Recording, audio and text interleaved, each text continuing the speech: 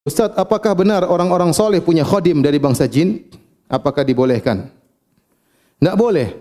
Yang menguasai jin hanyalah Nabi Sulaiman alaihissalam. Ya.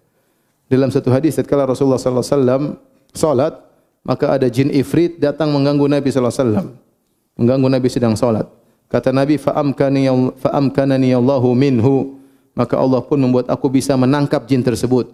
Maka Nabi pun mencekik lehernya hatta ash'ur bi burdi lisani atau kama qala, sampai aku merasakan dinginnya lidahnya jin tersebut. Nabi cekik jin tersebut. Kemudian Nabi mengatakan, aku ingin ikat jin ini di tiang Masjid Nabawi agar bisa dilihat oleh anak-anak besok. Tetapi aku ingat doa akhi Sulaiman, wa habli mulkan la yanbaghi li ahadin min ba'di innaka antal wahhab. Nabi Sulaiman pernah berdoa, ya Rabbku, anugerahkanlah kepadaku kerajaan yang tidak boleh seorang pun setelahku memiliki kerajaan seperti ini. Di antara ciri kerajaan tersebut adalah menguasai para jin. Nabi Sulaiman anak buahnya banyak, ada jin soleh, ada jin setan, semuanya anak buah Nabi Sulaiman. Dan mereka tunduk kepada Nabi Sulaiman tanpa ada mahar-maharan, tanpa ada sajian-sajian, semuanya mereka takut kepada Nabi Sulaiman. Oleh karenanya waktu Nabi ingin mengikat jin tersebut, Nabi dilarang. Nabi mengatakan tidak boleh. Karena yang berhak menguasai jin cuma siapa? Nabi Sulaiman. Ya, dan kita lihat Nabi SAW tidak pernah berbangga-banggaan dengan pasukan jin. Terjadi banyak peperangan, perang Uhud, perang Khandaq, perang Badar. Nabi tidak pernah panggil jin, tolong periksa Abu Jahal lagi ngapain. Tidak pernah. Ya, coba periksa ada apa di sana. Tidak pernah. Nabi tidak pernah manggil jin. Demikian juga waktu kalung istrinya hilang, Nabi juga tidak pernah manggil jin, coba cari kalung istri saya. Ente katanya jin jagoan, coba cari jin, cari kalung istri saya. Enggak juga. Nabi tidak pernah membangga-banggakan punya pasukan jin atau nyuruh-nyuruh jin, punya khodam-khodam jin, tidak pernah. Bahkan Nabi mau tangkap jin saja, Nabi tidak jadi, karena itu hanya hak siapa? Nabi Sulaiman alaihissalam. Oleh karenanya kalau dikatakan ada orang soleh punya khodam jin, ini tidak benar. Tidak benar. Ya. Apakah antum mendengar Imam Syafi'i punya khodam jin, Abu Bakar punya khodam jin, Umar bin Khattab punya khodam jin, Utsman bin Affan punya khodam jin, Ali bin Abi Thalib punya khodam jin. Ya. Kalau kita boleh punya khodam, sudah kita enggak usah punya pembantu ya. Semua kerja, supir juga jin,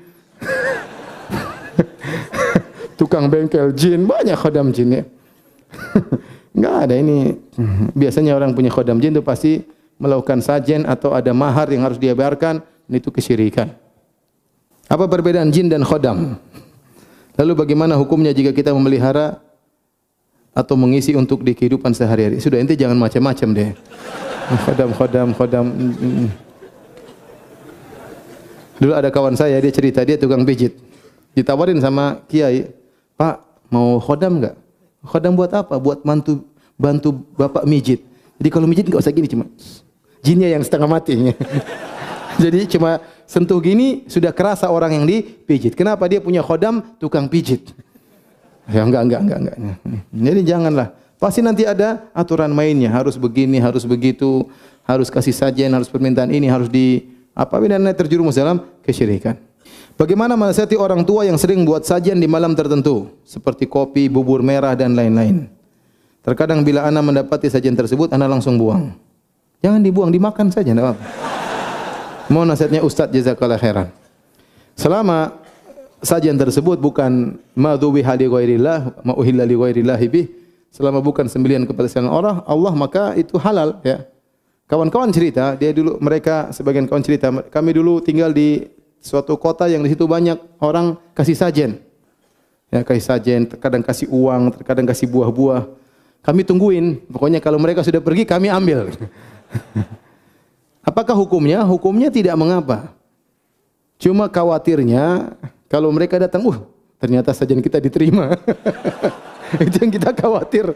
Mereka tambah syirik. Padahal jin tomang yang ambil. Tapi hukumnya Syekh bin Baz berfatwa barang sudah dibuang daripada mubadzir, kita boleh apa? Ambil. Dia tidak akan ambil lagi barang tersebut. Kalau diambil lagi kualat ya, dia enggak akan ambil lagi. Asalnya boleh. Nah, kalau ada kopi bubur merah ya, kita nasihati sama orang tua kita, ini kopi bubur merah buat siapa gitu loh. Masih banyak orang setengah mati kelaparan, kasih makan jin buat apa ya? Enggak boleh. Nasihati ini enggak boleh. Sesajen hukumnya enggak boleh. Ya. Jangan sekedar dibuang ya, tapi dinasihati. dibuang tidak cukup, nasihati orang tua. Dan di antara bentuk berbakti kepada orang tua yang luar biasa birrul walidain adalah mendakwahi orang tua menuju tauhid. Bagaimana cara bersikap kepada orang yang mengaku bisa melihat jin dan meramal?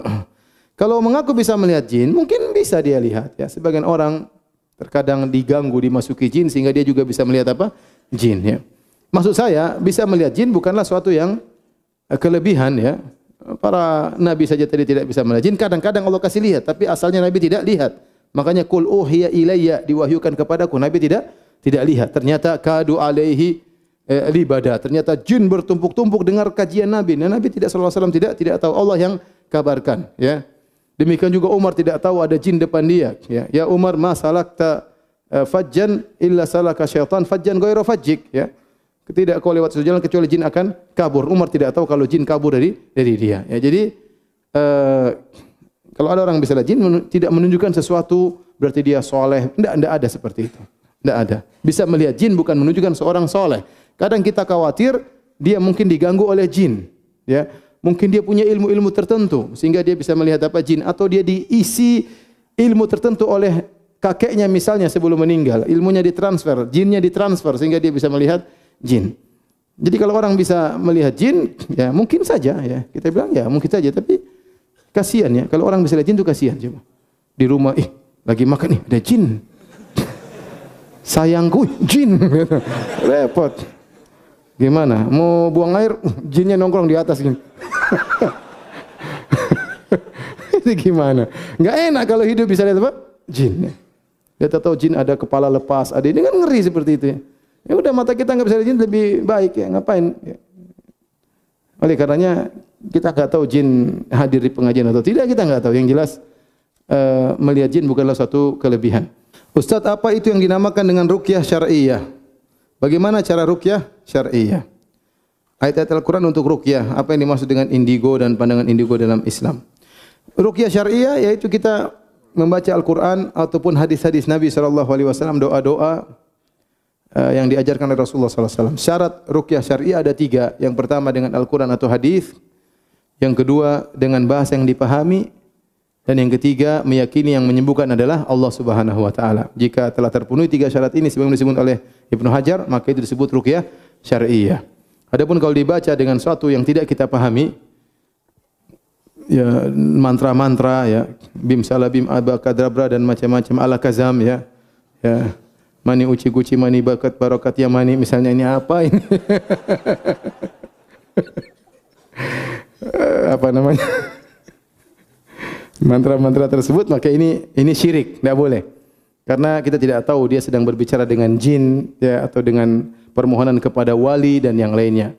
Tapi kalau dibaca Al-Quran atau hadis Nabi dengan bahasa yang dipahami dan meyakini yang menyembah adalah Allah, maka itu ruqyah syar'iyyah.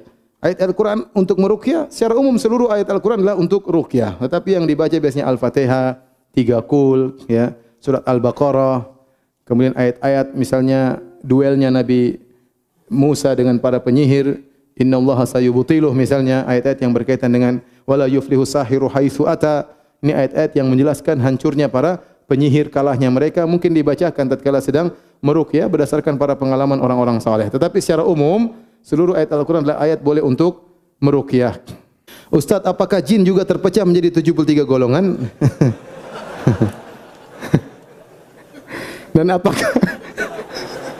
Dan apakah dakwah jin Ahlus Sunnah juga mendapat penolakan oleh jin Ahlul Bidah?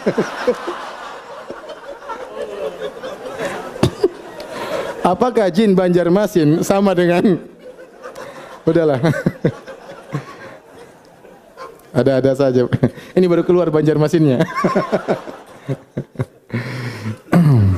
Afwan, mungkin jauh dari tema, urgen ya. Tapi saya sangat terdesak dan ingin menanyakan bahwa saya seorang akhwat sudah bermanhaj salaf, alhamdulillah, namun keluarga saya belum.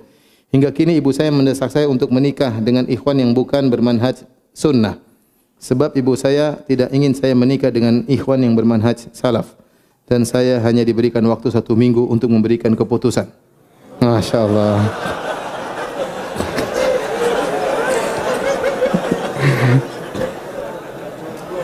Masya Allah. Apa yang harus saya lakukan untuk menolak lamaran ikhwan tersebut? Allah alam ya, berat ini. Tolong nanti hubungi ustaz-ustaz yang ada di sini ya, biar bisa konsultasi lebih lanjut ya, karena harus tahu permasalahan secara lengkap. Ustaz, apakah hukumnya apabila kita mengusir dan bahkan membunuh jin karena dia mengganggu dan juga melalaikan kita dalam beribadah? Jangan kejam-kejam ya. Kalau jin ganggu, antum ruqyah saja ya. Kalau dia mati salah sendiri ya. Jangan ente tangkap, masukkan dalam botol, dikunci. Ya kasihan ini jin jomblo. Kalau dia ganggu, ente ruqyah, dia tidak mau terbakar, urusan dia. Kalau dia kabur, siapa tahu dia beriman, kena dakwah, kenal manhaj salaf setelah itu, bisa saja, kita enggak tahu. Jangan kejam-kejam ya akhi. Bagaimana cara solat Nabi Isa alaihissalam? Saya tidak tahu ya. Tapi para anbiya mereka solat, para nabi mereka solat. Ya, mereka solat ya. Tapi bagaimana cara mereka solat sehari berapa kali? Saya tidak tahu. Ya. Tidak dijelaskan dalam hadis-hadis yang sahih. Tapi kita yakin para nabi mereka solat dan mereka tunduk kepada Allah Subhanahu wa Ta'ala. Adapun bagaimana cara solat mereka, berapa kali dalam sehari, kita enggak tahu. Bahkan Nabi Ibrahim disebutkan waktu Sarah diambil oleh Raja Mesir, dia pun solat. Dia pun apa? Solat. Ustaz, apakah boleh jatuh cinta kepada haram girl, cewek Nasrani?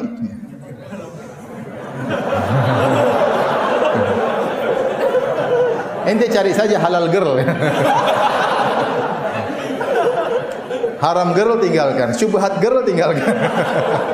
Jadi para hadirin ya. Ya akhi, masih banyak cewek-cewek muslimah yang menanti antum. Yang bertakwa kepada Allah, yang memakai kerudung, yang pakai jilbab, di antara mereka ada yang bercadar, menanti sentuhan antum. Antum malah cari haram girl. Ya. Kalau sudah tidak ada, baru ente cari, tidak apa-apa. Ajak saya kalau sudah tidak ada. Masih banyak bergelimpangan, masih banyak bunga-bunga bertebaran, masih banyak. Kumbang-kumbangnya kemana? Kambing-kambingnya kemana?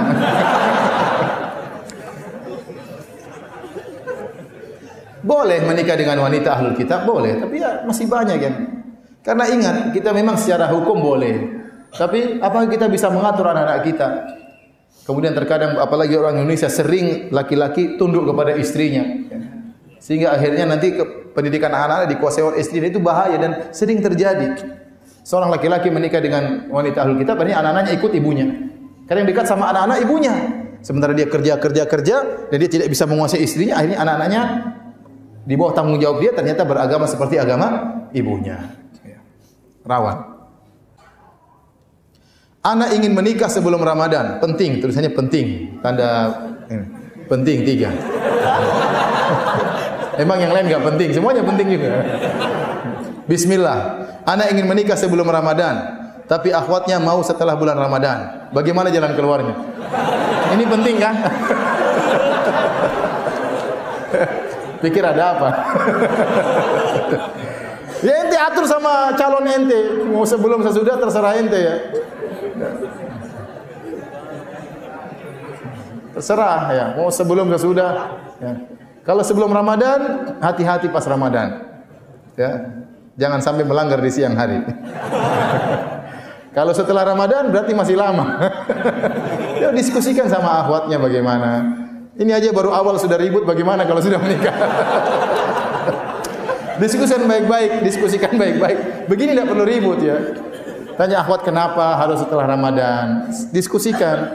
Saya kenapa sebelum Ramadan. Diskusikan. Cari jalan keluar. Hukum poligami tanpa sepengetahuan istri pertama. Apa maksudnya tanya begini? Dia sudah tahu jawabannya, cuma dia tanya-tanya saja. Apakah bagaimana dulu lulus di Universitas Madinah dan sampai jadi pengajar di Masjid Nabawi? Ada amalan khususnya? Saya tidak ingat ada amalan khusus ya. Saya rasa itu rezeki dari Allah Subhanahu wa Ta'ala. Ustaz-ustaz yang lebih pintar dari saya banyak ya. Ustaz-ustaz yang lebih hebat juga dari saya banyak ya. Tapi kebetulan waktu dibuka pengajaran tersebut mereka sudah lulus. Pas saya lagi di situ belum lulus ya.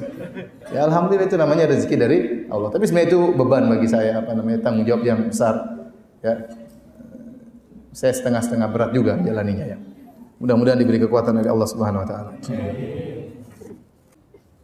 Ustaz, bagaimana menanggapi syubhat? Jangan mengatakan Syiah sesat kalau belum pernah masuk Syiah. Ya sudah, jangan bilang Nasrani sesat kalau belum masuk Nasrani. Ya. Jangan bilang ateis sesat sebelum kamu ateis. Paham? Ya. Jangan bilang LGBT sesat sebelum kamu jadi LGBT.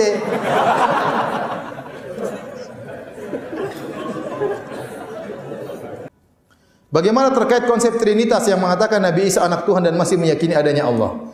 Jadi kalau antum tanya konsep Trinitas kepada saya pun tidak bisa menjelaskan. Jangankan saya, orang-orang Nasara tidak bisa menjelaskan. Antum tanya 10 kepala orang Nasara tentang konsep Trinitas akan ada 10 pendapat. Mereka juga bingung. Apa maksudnya 1 sama dengan 3, 3 sama dengan 1? Nabi Isa sama dengan Allah, Allah sama dengan Nabi Isa. Nabi Isa sama dengan Allah sama dengan Ruhul Kudus. Tiga perkara ini siapa? 3 oknum ini Nabi Isa, Allah sama Ruhul Kudus. Ya kan ini 3 Trinitas. Taib. Allah adalah Isa, Isa adalah Allah. Kata mereka. Taib. Allah adalah Ruhul Kudus, Ruhul Kudus adalah Allah. Apakah Ruhul Kudus sama dengan Isa? Aneh, 3 sama dengan 1, 1 sama dengan 3. Tidak masuk logika. Ya 3 ya 3, 1 ya 1. Coba kalau antum beli mobil sama mereka, ini harganya berapa? 300 juta. Saya bayar cash ya? Ya, bayar 100 juta.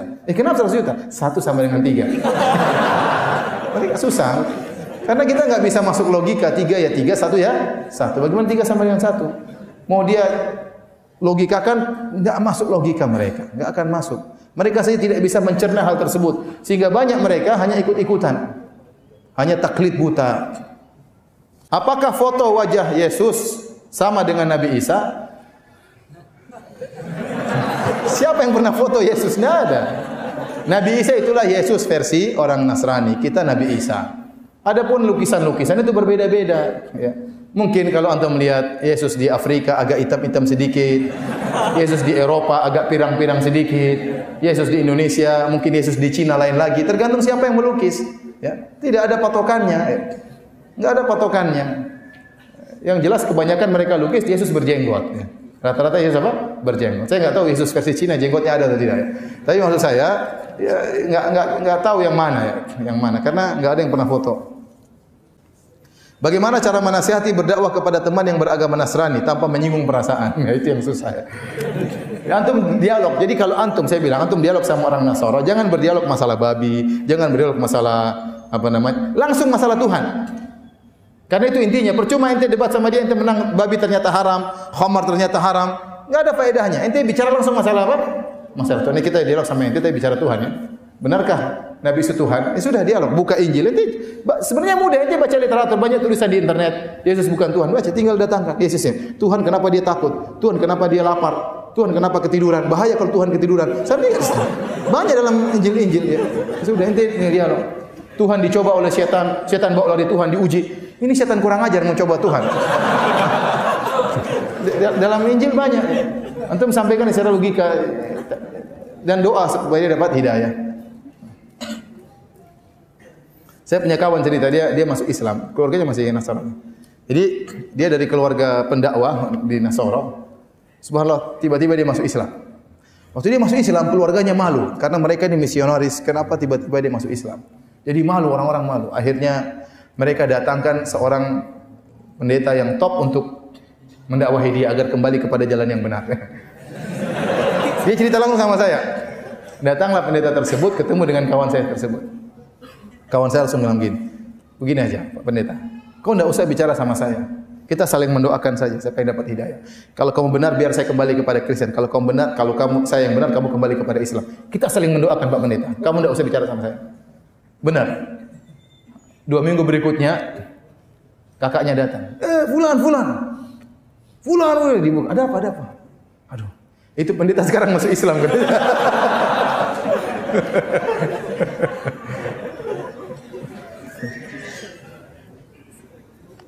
Bagaimana caranya bermuamalah berinteraksi dengan orang non muslim? Ya, apa non muslim kita? Nabi dulu berinteraksi dengan orang Yahudi, Nabi jual beli dengan orang Yahudi. Selama mereka baik, kita baik, kita beramah tamah dengan mereka, kita bergaul dengan mereka, kita berboleh sama mereka. La yahnakumullahu alladziina lam yuqatilukum fid din wa lam yukhrijukum min diyarikum an tabarruhum wa tuqsitu ilaihim. Allah tidak melarang kalian untuk berbuat baik kepada orang-orang non-muslim yang tidak memerangi kalian, tidak mengusir kalian. Berbuat adillah, berbuat baik kepada mereka. Sungguhnya Allah mencintai orang yang berbuat adil. Apa bisnis sama mereka?